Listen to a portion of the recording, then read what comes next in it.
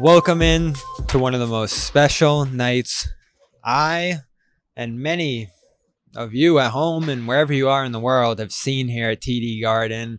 Larry Bird's 60-point record stood alone for 36 years. We just heard John Zanis on our Celtics postgame show talk about how Kevin McHale scored the 56, and then within a short stretch after that, Larry Bird scored 60, and no one has frankly approached it since then.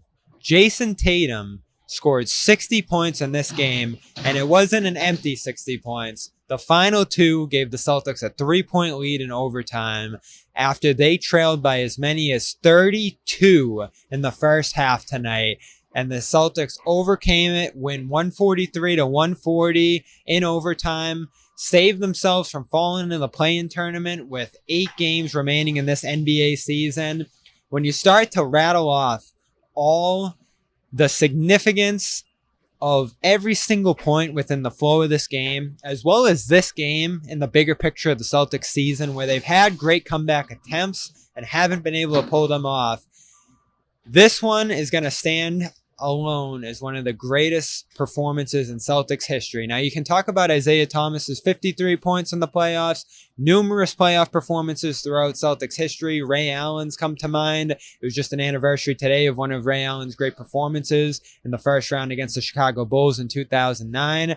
Those are hard to top, but in a season where the Celtics needed a turning point, where they needed a significant moment of hope and inspiration and energy, what better than this? This was the third biggest comeback in NBA history, 32 points. Our friend Max Letterman over at NBC Sports Boston tweeted out that this was only the second time since 1954 that a team went behind by 29 points in the first half and came back to win.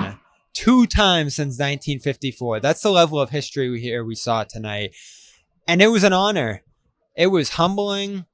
It was energizing. It felt special every moment of that second half. The way the Celtics were getting out in transition, the way Tatum was diving on the back line for dunks, the and 1-3 toward the end of the fourth quarter as the Celtics were getting within 9 points, within 4 points at that point, and then ultimately tying the game a couple times down the stretch here. An incredible moment, not to mention getting into overtime and scoring 10 points in 5 minutes the way Tatum did. Critical baskets, great free throws late, and then after Patty Mills hit a 3 to get the Spurs within 1, Demar DeRozan, Patty Mills, those guys were peppering them with shots throughout that second half just to make it hard enough. The Celtics got within single digits with about 7:50 to go or so in this game. They were right back in it within a few possessions with a ton of time to go in this one. And the likes of Lonnie Walker and others on that Spurs team just hit them with these free throws. In DeMar DeRozan's case, he went 15 of 18 at the line, tried his best to go toe-for-toe with Tatum in this one. But after Mills hit that 3 off of him, Tatum had just been at the line, got 57, got 58, made it a 4-point game. Spurs, with 4 seconds left, we're going to be able to guard an inbounds there. They're in a play-in race there in the West. Tight. They needed this one. They had just collapsed in an unprecedented manner. Tatum had to get that inbounds, which he did under the basket. He went right up, finished it, threw the foul from behind, and in one of the worst officiating blunders we've seen here at the Garden, the refs called it on the floor. Bonus. Tatum goes to the line, 2 free throws. He needs to make it a 3-point game. 59 goes down, 60 goes down, but no 61. And he missed a free throw at the end of regulation that helped us get into overtime in the first place. Spurs were right on top of the Celtics into the final seconds of this one. Collapsed in a dramatic way, but still made it extremely hard on the Celtics defense late when it came to fouling in particular. So Tatum needed every one of those 60 on a night where Jaylen Brown struggled mightily. Way off, not great decisions on his shot making throughout the course of this one. He made up for it in a big way with a late 3 that tied the game, as well as a steal on DeMar DeRozan that helped seal this game down the stretch as well. It was overturned on a replay.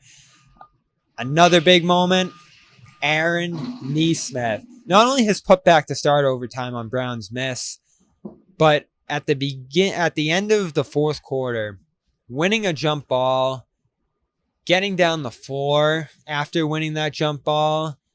I believe it was Brown who threw an outlet pass to Tatum, went just over where he could control it, fell out of his hands, and who's underneath the rim but Aaron Nesmith, who scores 16 points in this one, built on what he was able to accomplish on Wednesday in his career game to that point, has an even better game tonight, all over the rebounds, and in the end, closed this game with a steal in the final possession. So as much as this was the Jayson Tatum night, this is going to be one he remembers for the rest of his career. He handed the game ball to Deuce.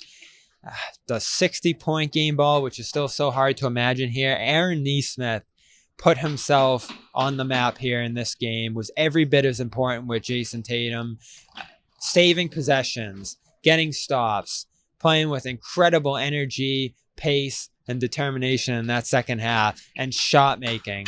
Big three in the fourth quarter, another big shot in overtime. I believe he hit 6 of 7 in this one, and in his 19 three-pointers up to this point, his last 19, he was shooting 47% from three. So we saw the rebounding, the physicality, knocking DeMar DeRozan to the ground with a hard foul early in this one that I loved, as well as the ability to salvage possessions, and everyone ended up mattering down the stretch of this game. His performance was incredible. It was a closing one. Another night where Evan Fournier, although he hit some threes in that second half, went 3 of 6, wasn't quite himself. His performance proved vital, and you're now seeing a case for Aaron Nesmith to be the one who rises above when it comes to that bench and be a reliable 8th, 9th, maybe 10th man off that bench if the Celtics are able to get fully healthy here. Where does it go from here? Trailblazers on Sunday, and then a stretch run with a big series against the Heat into May now as we begin May. But this April for Tatum, shooting close to 65% at the rim, powering his way through defenders, getting to the free throw line 18 times in this one. Just using the weight that he's put on, the way that he's filled out his body, and finally using it to his advantage. Not avoiding contact, embracing contact. The step back jumpers that he hit in this one, 5 of 7 from 3, iconic. This felt special. I'm still emotional thinking about this one, just from a basketball standpoint. The special moment that we saw here at the Garden tonight, I'm not going to forget it. No one else did. And it's amazing to think that it started with boos thundering down from the seats here. 2,000 people made themselves heard when the Celtics went behind by 29 in that first half and allowed the Spurs to shoot 70% to that point. Celtics came out with energy right away. Marcus Smart, who was visibly hurting throughout this one, wasn't able to take a lot of shots, hit a game-tying 3 down the stretch though, was scrapping out defensive positions, took a charge late in this one, so he, among others, answered the call, and at times his legs gave out. I'm going to be interested to see how he's feeling health-wise over the next couple of days, but Smart gritted this one out and deserves credit as well. Not quite a team victory. This was Jayson Tatum. But those contributions, guys stepping up to the plate, 15 rebounds from Tristan Thompson, 10 points, 9 rebounds from Robert Williams, and his return to the starting lineup tonight. There's hope that this is a turning point for this team as they move into a tie with the Atlanta Hawks for the 5 seed here. Otherwise, it's just going to be a moment of early achievement, legitimate achievement. Our Nick Gelso pointed out, I was expecting to put the asterisk on Tatum's performance because it came in an overtime game. But when you look at the stats, Larry Bird, Jayson Tatum, only 2 more minutes played by Tatum here. An incredibly efficient performance to cap an outstanding month, answering the call when this team needed him most here. And the Celtics, with 8 games to go, have some hope that they found the best versions of themselves in the second half there. When's Kemba Walker going to return? Does this team ever find full health and meet its potential? How did the seedings line up? Those are going to be the questions that determine how this season plays out. But they gave themselves an incredible amount of hope here tonight, and it was inspiring to watch in that second half. Celtics 143, Spurs 140. I'm interested to see what Greg Popovich said about that one.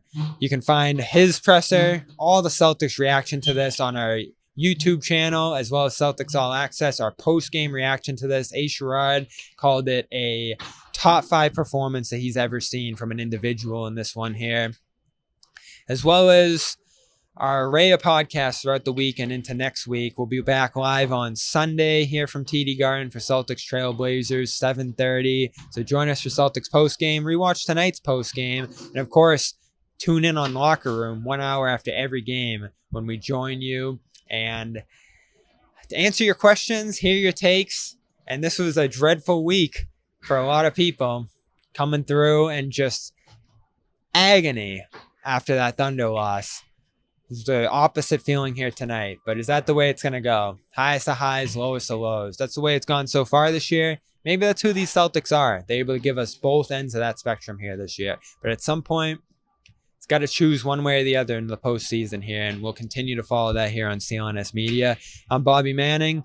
Jayson Tatum, 60 points, matching Larry Bird as the all-time single-game leader in Celtics history here tonight in a win over the Spurs. We'll see you on Sunday.